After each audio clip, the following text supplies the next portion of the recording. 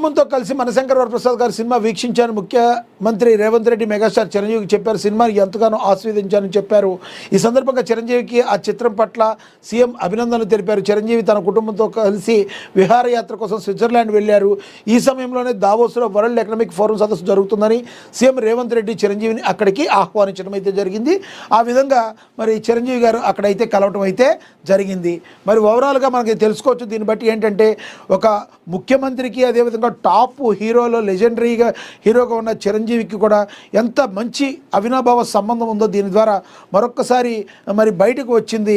తెలుగు రాష్ట్రాల్లో మరి mega family తమ ముద్ర వేసుకుందనడానికి మరి ఇది ఒక ఉదాహరణగా చెప్పొచ్చు. సీఎం రేవంత్ రెడ్డితో మరి చిరంజీవి ఈ రకంగా ఉండడం, అదేవిధంగా ఎన్డీఏ కూటమిలో భాగంగా ఉన్న పవన్ కళ్యాణ్ ఆంధ్రప్రదేశ్లో ఏ రకంగా దూసుకుపోతున్నారో మనందరికీ కూడా తెలుసు. ఈ రకంగా ముందుకు మరి ప్రతి వాళ్ళు కూడా ఎవరైనా కూడా ఒక 10 మంది ఇంప్లిమెంటేషన్ చేయగలిగిన స్టేజ్లో ఉన్నవాళ్ళు ప్రజలందరికీ చేయూతగా ఉండాలి.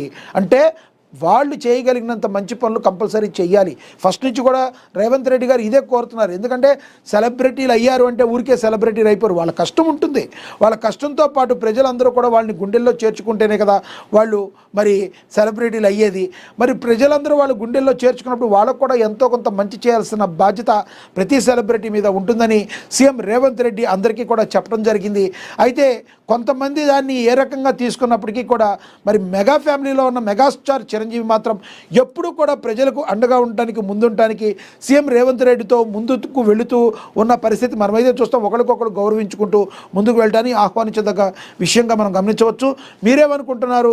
Switzerland megastar Chiranjeevi and Revanth Reddy కలవడాన్ని ఏ కోణంలో చూస్తారో కింద కమెంట్ బాక్స్ రూపంలో కమెంట్ అయితే చేయండి.